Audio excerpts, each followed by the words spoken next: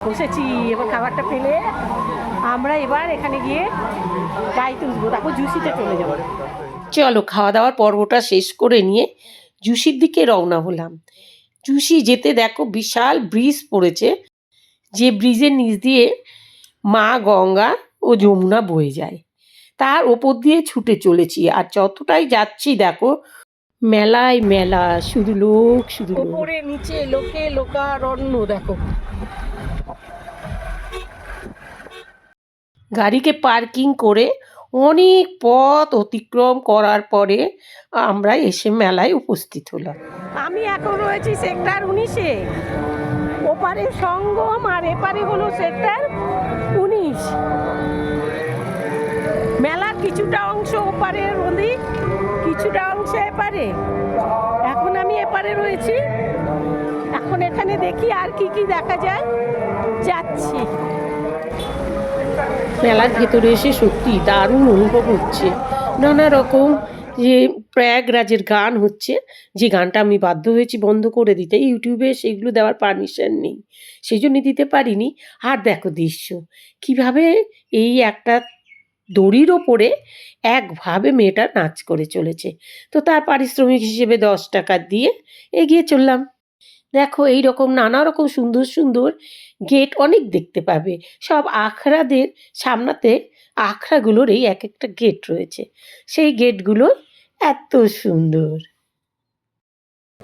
মেলাতে অনেক কষ্টে এসেছি গো, থাকতে পারছিলাম না, বসে বসে বসে বসে অনেক কষ্টে এলাম। তা আসার পরে আমি হ্যাপি হয়ে গেছি। আমি এটা অসম্পূর্ণ করে চলে গেলে আমি খুব দুঃখী হয়ে যেতাম। আসতে পেরেছি এইটুকুনটা, আমি খুব আনন্দে রয়েছি, খুব আনন্দে আছি। আর তোমরাও প্রার্থনা করো ভগবানের কাছে এইভাবে আনন্দ করে জীবনটা কাটিয়ে যেতে পারি। হারতে না হয়, জিততে হবে, বাঁচতে হবে, চলতে হবে, মরবো না। দেখো আমি না একটা অন্যায় করে ফেলেছি গো। আমি আসলে বুঝতে পারিনি আমার জন্যে এই ভদ্রমহিলারা এতটা অপমান হবে। ওখানে একটা চায়ের দোকান ছিল, আমি সেখানে এসে চা খেতে বললাম যে ভাই 2 কাপ চা দাও। ওরা 2 কাপ চা বানাতে লাগলো। আমি বললাম কি একটু বসার জায়গা দাও না গো। হ্যাঁ বলেছি, দেখেছিলাম ওখানে টুল আছে সেই জন্য বলেছিলাম। আর ওই টুলের মধ্যেই না এই ভদ্রমহিলাদের একজন ভদ্রমহিলা বসেছিলেন।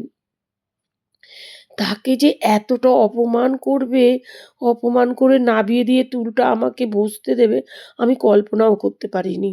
হ্যাঁ, আমাকে তারপরে না ওই টুলটায় বসতে আমাকে নিজেকে খুব ছোট মনে হচ্ছিল। যেন আমার আমার মাথাটা একদম মাটিতে পুঁতে গেল। এতটা অপমান বোধ হচ্ছিল জানো। কারণ আমাকে তো অপমান করেনি, ওনাকে অপমান করে ওনাকে নামিয়ে দিয়ে আমাকে বসতে দিয়েছে। এতে দেখো, এতে আমাকে উনি সম্মান জানালো, কিন্তু আমি অপমানিত হলাম। কারণ দেখো ড্রেসভূষা দিয়ে মানুষের বিচার হয়। ওনারা কত মহান মানুষ দেখো, যার জন্যে দেখো ওনারা খুব অতি সাধারণভাবে আছে। সবার বাড়িতে কিন্তু প্রচুর কিছু আছে, সবাই দেখাতে পছন্দ করে না, যেমন আমরা শহুরে মানুষরা দেখাতে পছন্দ করি। আর ওনাদের ড্রেসভূষা দেখে ওনাদের বিচার হলো? ওনাদের মনের কোনো বিচার হলো না? যে এই এত বড় মন বলে যদি ওনাদের অর্থ নাও থাকে, তবু তারা তীর্থ করতে এসেছে। তাদের ওই মহান মনটা কেউ ঝুঁকেও দেখলো না। তাদের ড্রেসভূষা দেখে তাদের কি মানে দূর ছাই করে অপমান করে, মানে আমি সেই ভিডিওটা তুলে রাখতে পারিনি। আমি জানতাম না এরকম হবে, তাই তোলার সুযোগও পাইনি। তো এইরকম করে ওনাদের না নামিয়ে দিল। আমি তাই খুব দুঃখী হয়ে গেলাম, আমার দুটো চোখের জল এসে গেল। আমার তখন নিজেকে খুব মনে হচ্ছিল আমি কেন বললাম যে আমি একটু বসবো। সত্যি আমি খুব অন্যায় করেছি, ভগবান যেন আমাকে ক্ষমা করেন। তারপরেই এসে এখানে খাটুশ্যাম বাবার মন্দিরে একটু বসলাম, যেখানে তারা শিবির করেছে সেখানে। আর একটু প্রসাদ খেলাম। প্রসাদ বেশি খেতে নেই, তাই একটু খেয়েছি। দেখো মেলার মাঝে ক্লান্ত হয়ে বসে গেছি। কোথায় বলো তো, এখন আমি সাধু সন্তদের আখড়ায় আছি। তা আমি ওনাদের ফটো ভিডিও কিছুই দেবো না, কারণ আমি চাই না ওনাদের ভিডিও ফটো দিয়ে ওনাদের ব্যতিব্যস্ত করতে বা নিজেকে একটা কেমন যেন লাগবে আমার, তাই জন্য ওটা আমি দিচ্ছি না। কিন্তু আমি এখানে বসে কমলা লেবু খাচ্ছি, 100 টাকা কিলো। তোমাদের বলার কারণ এটাই, 500 কমলা লেবু 10খানা উঠেছে। এবার বোঝো সাইজ কতটুকুনি, দেখতে পাচ্ছ কতটুকুনি? আমার 1.5 কর মাপে বসে বসে এখন খাচ্ছি।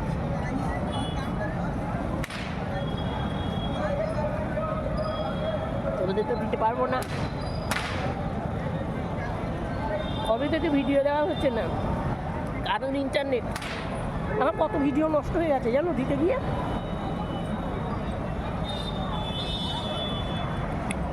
বিশেষ করে ইনস্টাগ্রামের ভিডিওগুলো দিতে গেলে ইন্টারনেট থাকছে না, অত ছোট্ট ভিডিও তাতেই। আর তার ফলে কী হচ্ছে জানো তো, ইনস্টাগ্রামে না থাকার ফলে এটা একবার দেখো ওই ভিডিওটা পুরোই নষ্ট হয়ে যাচ্ছে, ভিডিওটা থাকছেও না। ভাই আমি কোনো ভিডিওই দিচ্ছি না, স্টেবল হয়নি, সব দেবো। ওই জন্য তোমরা চিন্তা করছো, ভাবছো আর তো ভিডিও পাচ্ছি না, কিন্তু আমি চিন্তা করছি দেবো। রোদ চলে গেছে তাই এখন চশমা সানগ্লাসটা চোখে রাখলাম না, খুলে দিলাম। বোকা বোকা লাগছে বলো, তাই এখন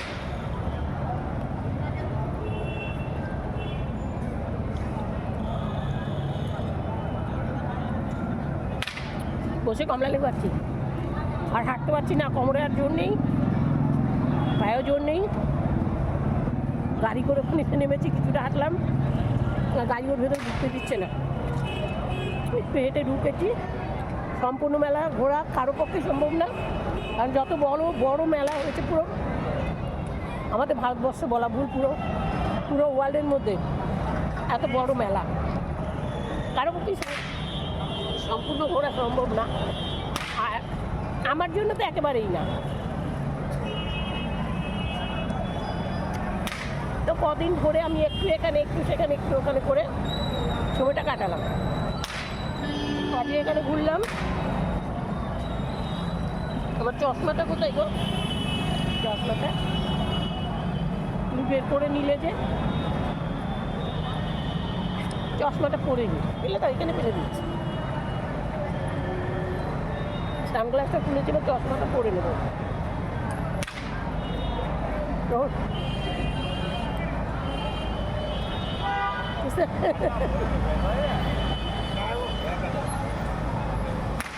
চশমা পরে নিয়েছি, বসে কমলা লেবু খেয়ে গায়ে একটু জোর বানিয়ে আবার যাবো।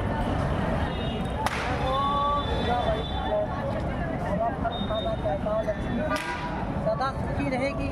फल दो तो वचन हो गया है बेटा। একটা फल दो तो थोड़ा सेब और केला खाएंगे बाबा जी, थोड़ा वचन का सेवा करो। सेब और फल का सेवा करो, केला और केला। ये थोड़ी इकट्ठे हो जाते हैं काम। ये आत्मा से सेवा करो। फल केला और सेब खाऊंगा आज तुम्हारे भाग्य। आज शंकर जी का दिन है, चाहिए आपके जीवन में उजाला हो। प्रेम से बोलिए कि खा लीजिए महाराज, और कभी कमी नहीं होगा। आज शिव का दिन है। দেখো সাধু हर हर महादेव। দেখো 19 নম্বর সেক্টরের একটা কোনায় একটা ইট নিয়ে আমি নিচে বসে পড়লাম, কারণ আমার পাটা ব্যথা করছে, কোমরটা ব্যথা করছে, আর পারছি না। ভাবলাম একটু বিশ্রাম নিই। ওপর দিকে তাকিয়ে দেখি এত সুন্দর একটা ব্রিজ, আর এই যে মাটি যেখানে আমি একটা ইট নিয়ে বসেছি সেটা একেবারে গঙ্গা নদীর মাঝখানে। তো কি করে এই জলটা শুকিয়ে গেল? কতটা ব্রেন খাটিয়েছিল দেখো, খাটিয়ে তবে না এখানের মন্ত্রী উনি সব এই জলগুলো পাইপ দিয়ে বাইরে সেটাকে পাস করে দিয়ে এই জায়গাটা শুকিয়ে এই ব্রিজের তলায় আমরা সহজেই যাতে চলাফেরা করতে পারি, মেলাটা সুন্দরভাবে বসেন, সেই জন্যে এই ব্যবস্থাটা আমাদের জন্য করে দিয়েছে। তা আমাদেরও বুঝতে হবে যে এত সুন্দর একটা ব্যবস্থা করা জন্যেই কিন্তু আমরা এক রাজ্য থেকে আরেক রাজ্যে আসতে পেরেছি। সাথে আমাদেরও সহযোগিতা করা উচিত। সহযোগিতা কি টাকা দিয়ে, পয়সা দিয়ে? না, আমাদের ব্যবহারটা দিয়ে। আমরা নিজেরা নিজেদের সামলে চললেই তাহলেই কিন্তু আমরা আমাদের কিছুটা অন্তত দেওয়া হলো। কারণ আমি যদি এখানে এসে অশান্তি শুরু করে দিই, তাহলে মেলা কর্তৃপক্ষের দোষ এখানে কোথায়? চলো, হয়তো বেশি কিছুই বলে ফেললাম। বেশভূষা দেখে বোঝা যাচ্ছে দেখো যে আমরা নানা রাজ্য থেকেই আমরা এখানে এসেছি, তাই যে রাজ্যে যে ধরনের বেশভূষা তেমনটাই দেখাচ্ছে। সুন্দর হয়েছে, লাইটগুলো দেখো সব জ্বলে উঠেছে। তোমাদের এখানে পায়খানা বাথরুমের কথাটা বলতেই ভুলে গিয়েছি। এই দেখো আমার ডান দিকে যেগুলো লাইন দিয়ে রয়েছে এগুলো পায়খানা বাথরুম। প্রতিটা জায়গায় কিন্তু প্রায় ৬০-৭০টা করে রয়েছে। সাথে পাইপ দিয়ে জল রয়েছে, তা কল রয়েছে ৩-৪টে করে কল বসিয়েছে কৃত্রিম। তারপরে পরিষ্কার করার জন্য ম্যাথর রয়েছে ২-৩টে করে। কোনোভাবেই কিন্তু আমাদের কোনোভাবেই কষ্ট হয় সেটা চাননি। সে যার জন্যে রাস্তায় রাস্তায়, পার্কে পার্কে, পার্কিংয়ে পার্কিংয়ে সব জায়গায় পায়খানা, বাথরুম, কাপড় ছাড়ার জায়গা কোনো কিছুর কিন্তু অভাব ছিল না। আমার চোখে অভাব পড়েনি।